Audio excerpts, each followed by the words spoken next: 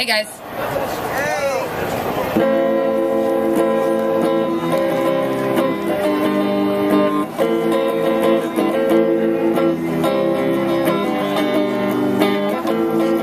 Oh, excuse me, mister.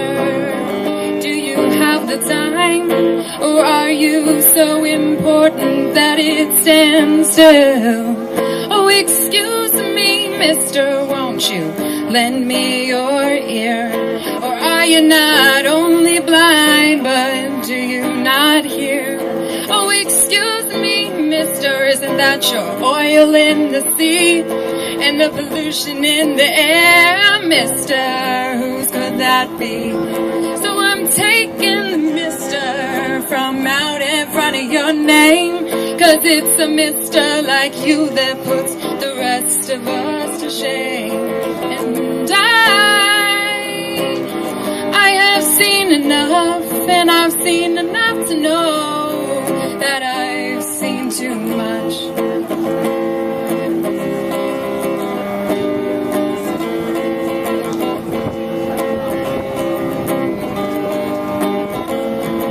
Oh, excuse me, mister, can't you see the children die? And you say that you can't help them, mister, you're not even trying. Oh, excuse me, mister, just take a look around. Mister, when you look up, you will see what is coming down.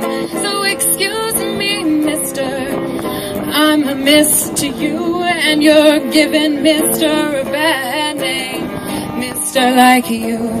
So I'm gonna take the mister from out in front of your name, 'cause it's a mister like you that puts us to shame.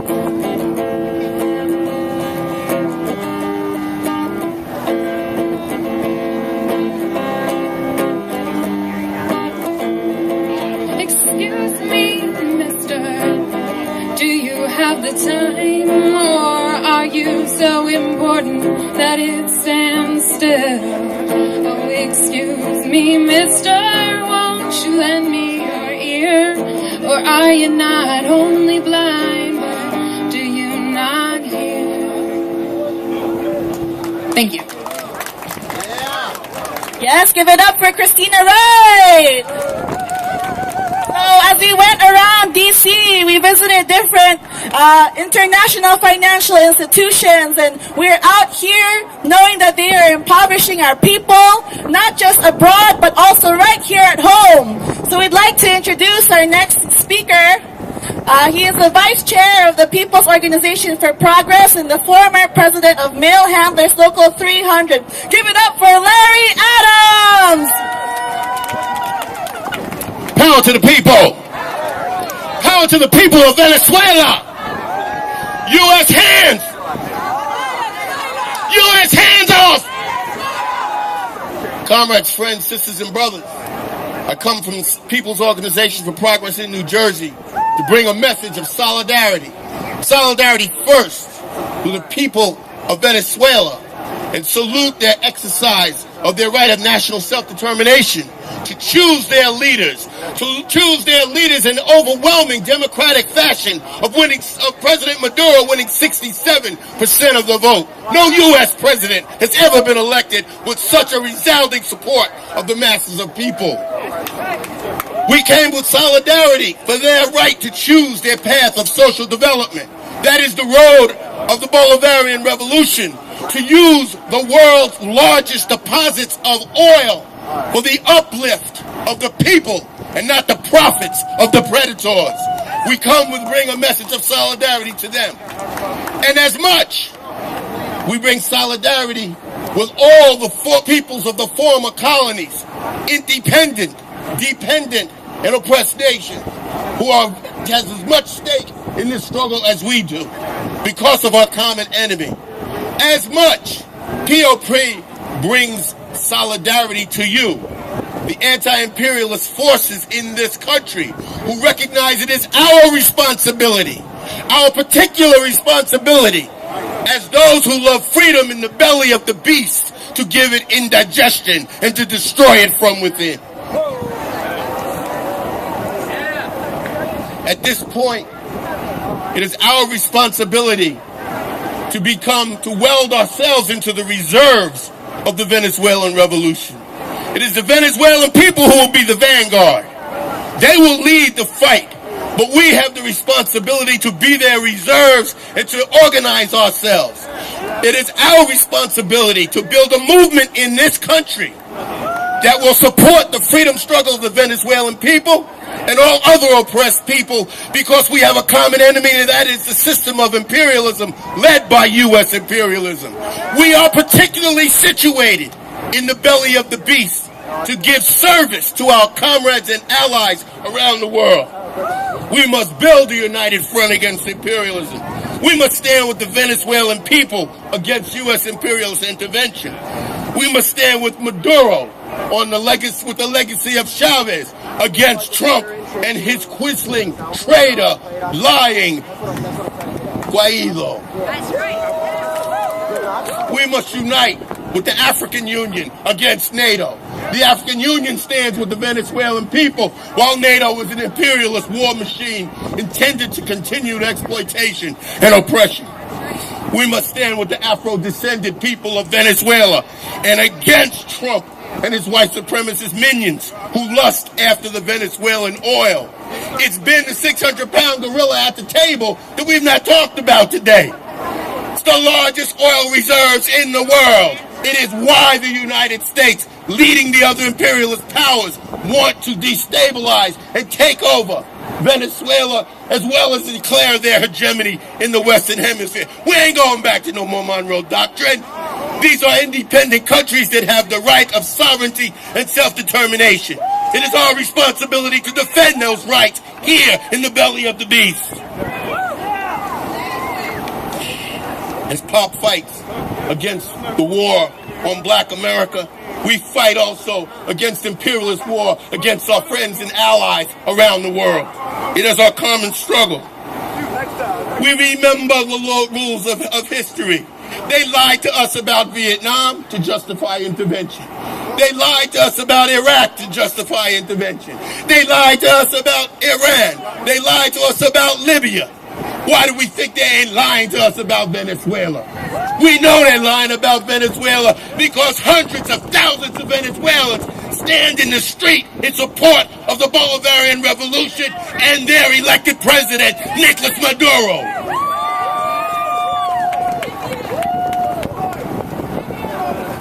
But also, Vietnam taught us the lesson that a small country can defeat a big, that a poor country can defeat a rich with the proper organization, the mobilization of the masses, their consciousness and organization. And Venezuela too can win. We learned that historic lesson.